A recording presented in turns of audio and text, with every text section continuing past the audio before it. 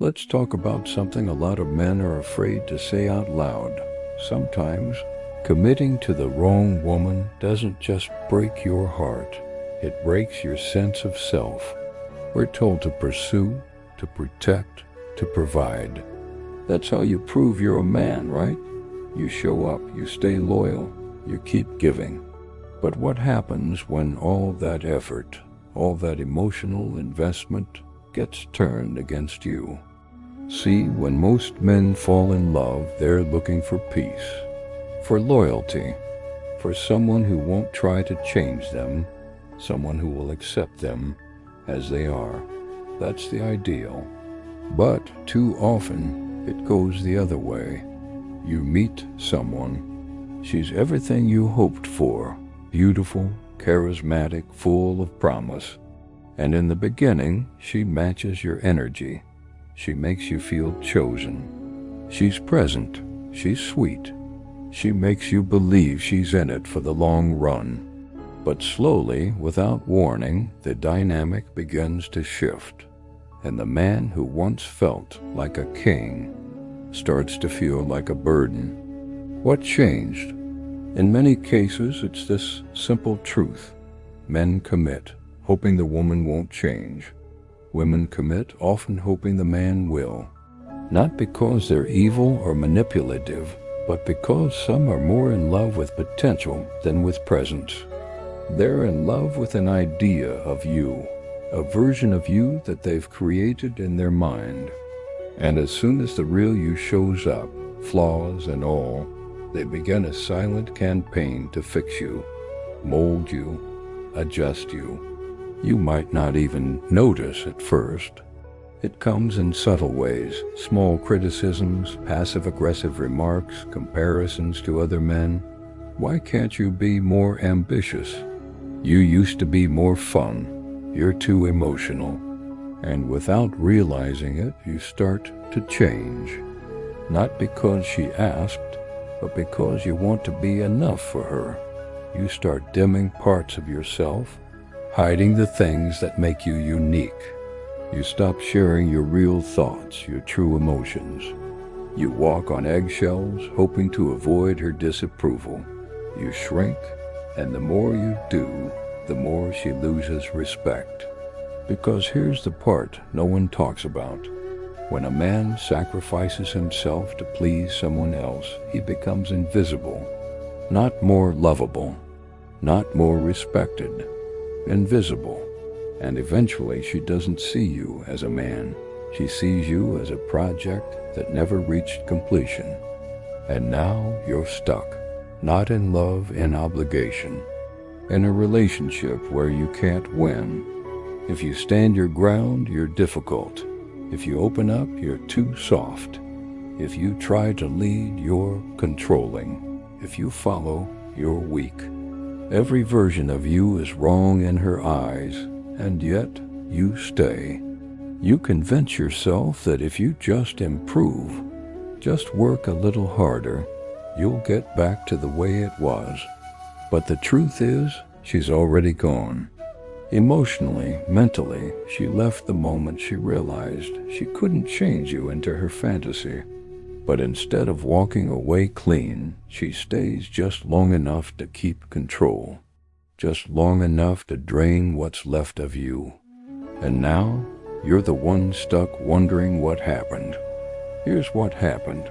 You gave everything to someone who only valued what they could fix, not who you are. You handed over your vulnerability, thinking it would build connection. But she saw it as weakness. You tried to talk through problems like a man who cares, but to her that meant she could pull the strings. You became available, present, supportive, but she didn't want presence. She wanted power. And once she had it, she lost attraction. Because the truth is, some women mistake consistency for boredom. They mistake emotional availability for insecurity. They crave the high of emotional chaos, the thrill of uncertainty. And a stable man who knows what he wants doesn't give them that high. He gives them safety. But if they're not healed enough to appreciate it, they'll run from that safety and call it uninteresting. Now you're left broken. And the worst part, you start believing you're the problem. You replay every argument, every cold glance, every distant text. You ask yourself what you did wrong, what you could have done better. But you never ask the more important question: why did I accept treatment that made me feel less than a man?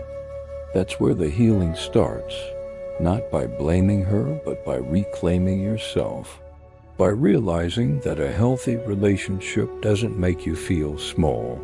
It doesn't confuse you. It doesn't drain you. It builds you. It strengthens your purpose. It gives you clarity, not chaos.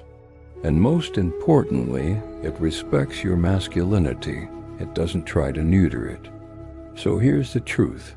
If you have to change who you are just to keep someone around, they were never meant to stay.